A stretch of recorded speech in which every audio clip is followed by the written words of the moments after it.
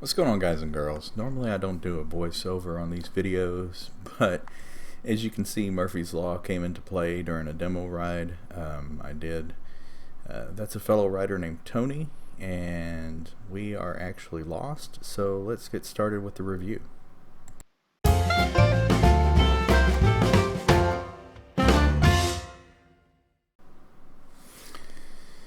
So yeah, I went to do a demo ride on a 2021 Indian Challenger Dark Horse, and the dealership that was doing the demo rides was in Lynchburg, Tennessee. And as you can see, the map they gave us was it wasn't that great, but it was still a fun time. And let me just say, I was very impressed with the Challenger. The bike has variable ride modes. There's rain, standard, and sport, and whoever rode this bike before I did had it in sport mode to begin with, and it was quite unexpected the amount of power it had. Even in regular mode, Tony and I found the bikes had plenty of power. Some of the features that I did find very helpful is, of course, the built-in GPS, but the map on it is not too detailed when you start zooming out. Other feature that I found really odd was being able to go through the radio stations. From what I understand from the representative of the company that was there for the rides, the toggle switch only goes through your presets, so you actually have to reach up and touch the touch screen, which leads me to the touch screen. It's well within reach. It's very glove friendly. It's just right there.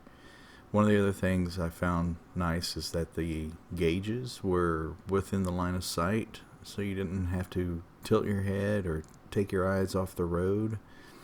The Challenger was liquid cooled. The engine never got hot during our ride, even when we were stopped and idling. It was quite an impressive bike. I wish that the Challenger came with the trunk already on it, so I could see how the center of gravity felt with trunk. They claim that the center of gravity is lower because of the stress member design of the engine being built into the frame, or as part of the integral part of the frame. Sound-wise, it had a nice purring sound to it, even though it's a V-twin. The stereo had a little bit to be desired. Of course, I was wearing a full-face helmet. What other things that we found interesting? To be honest, if you really like sport bikes, you should give the Challenger a try. And so I'm going to cut this impression video kind of short. I will add one last thing, is we got to see other riders drop some bikes in the parking lot, and I have to hand it to Indian with the bike tipping over. Even though there wasn't any luggage in it, the saddlebags didn't seem any worse for the wear. I was really impressed with that. If you look at the Challenger, you'll see that on the leading edge in the pictures there's a rubber pad, and Indian designed that bag to actually hold that bike up without cracking the bag open. So anyhow, I'm going to add a little music here, and after the musical interlude, I'm going to do a review of the FTR 1200 and tell you which bike is sportier between the two. You'll be surprised, or maybe you won't. We'll see.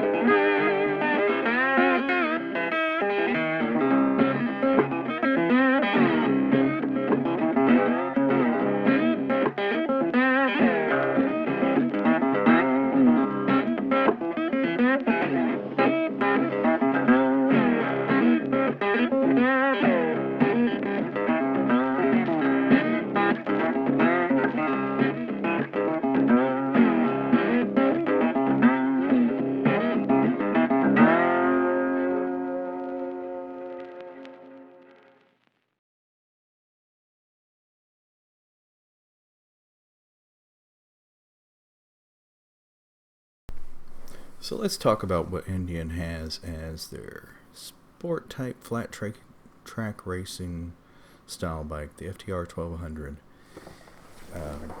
This bike, it's very tall. If you have a long inseam, you'll be fine on it, except for having to tuck your legs up and your feet somewhat behind your hips.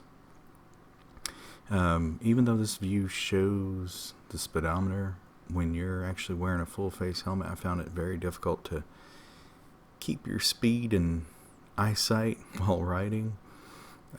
Eventually I just gave up and just rode what felt to be reasonable for the road conditions and for the traffic. The bike had one annoyance. That was our I think they call it the taint got warm under the on the saddle, which was kind of odd. But other than that, it handled really well. It reminded me of the Yamaha MT-10. I did not get a lot of wind on my chest. It actually felt like I was being pulled on from behind, kind of like a vacuum behind me.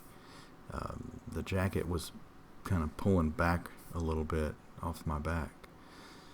But the bike was very impressive. Now, I hate to say it, between the two, between the Challenger and the FTR 1200, I would go with the FTR 1200 for maybe in-town type riding, short distances, but overall sportiness. The Challenger is going to eat its lunch. It has a lot more power, a lot more comfort. It just overall felt like a sportier bike between the two. I'm sorry, Indian. The FTR 1200, it may be your sportier styled bike, but it's definitely not the sportier riding bike. So how about some footage of us just having fun and enjoy the song.